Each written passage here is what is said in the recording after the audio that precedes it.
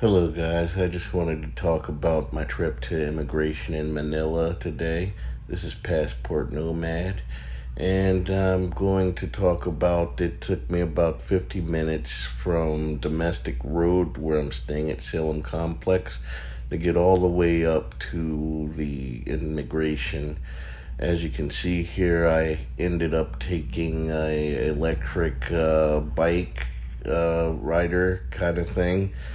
uh, I'll get back later to how much it costed me to pay this guy to ride me all the way there. It took about 50 minutes precisely to get from one side of Manila to the other just to get there. But along the way, as you can see, it's wet outside. It's been raining season, and the area in certain places has been known to flood in certain places. So you'll see nice little, good, mini-sized lakes in the road.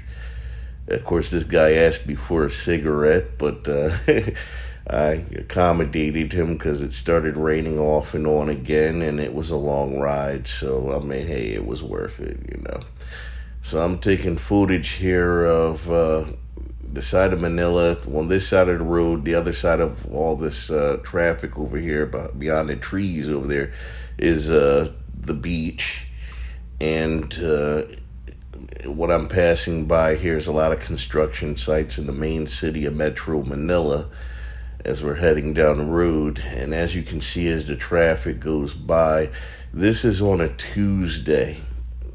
Just to mind you, keep in mind, they say the worst traffic happens on Fridays and on Saturdays, where traffic is practically bumper to bumper on this road.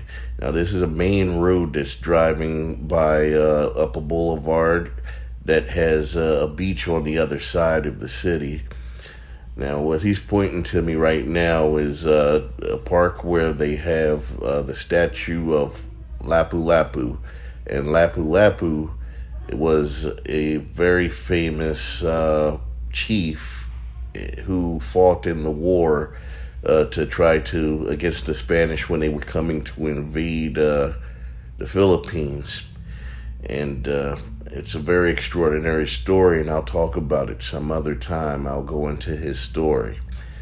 But as we're going through the city here, there's a lot of businesses and restaurants and hotels, and very big hotels, and very expensive hotels, and lots of cool, interesting places. I believe we're going to pass the Burger King here soon, which I found interesting. I didn't know they had a Burger King. I mean, I knew they had a McDonald's, but I didn't know they had a Burger King here in the Philippines. So I'm going to try that to see, what the difference is between the Burger King in the States and here. Now, as you can see, there was some more flood water there.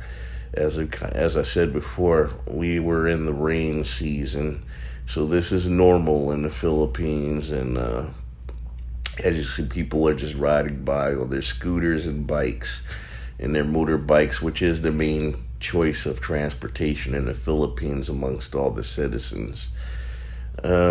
Plenty of locations to go to ATMs to withdraw money, and when you withdraw money, every transaction it takes about 250 pesos. It charges you, so that's like $3. Uh, let's see. I saw a lot of expats out here, different Americans here and there. They peek out and they walk up and down the street, and they're very friendly. The people are always very friendly, as I said, with the Philippines. I haven't witnessed any crime here so far yet.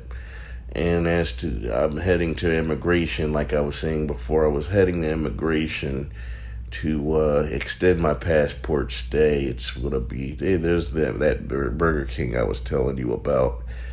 Like I was saying before, I was extending my stay for another 29 days, because once you say it's been 30 days here, just before your 30 days ends, you go to immigration and you apply for an extension on your visa, which they stamped in your passport. and the next stage is 29 more days. And I'll talk about that a little later when we get up to immigration. Right now, we're about to pass or go through Rizal Park. And as we go through Rizal Park, there's a statue of all very famous figures. I think they're the presidents or past leaders of the Philippines. And it's a very nice big park, very clean. They keep it really clean, no trash or anything in there. And people go in there to jog and take walks in nature and everything. And it was pretty nice, a lot of birds and everything all in there, what you may have. But everything's cool. And as we're traveling up the road here, we're coming to immigration. Now, I couldn't bring the camera inside immigration for obvious reasons. It's a government building, but I'm going to break it down to you how much it cost for me and what I went through the process of getting my extension on my passport. So it's like this. First, you walk into the building, which is, covered in security. You jump in one line. They tell you to go to one window and fill out your form. You'll tell them why you're there. You want to extend your passport.